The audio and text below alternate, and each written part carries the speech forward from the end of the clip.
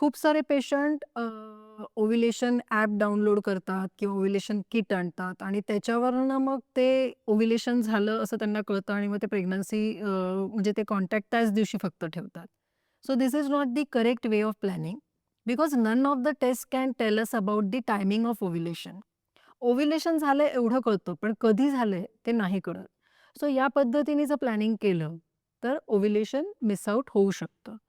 So अशी consistency ठेवायची, की 8 टू 22nd डेमध्ये अल्टरनेट डे जरी कॉन्टॅक्ट ठेवला, तरी चालू शकतं. आणि या अशा पद्धतीचं जे इम्प्रॉपर प्लॅनिंग आहे, ते त्यांनी टाळावं. असं साधारण 1 वर्ष त्यांनी प्लॅनिंग करायला पाहिजे, की त्याच्यामध्ये त्यांना 80% to 90% पॉसिबिलिटी असते, की प्रेग्नन्सी राहील.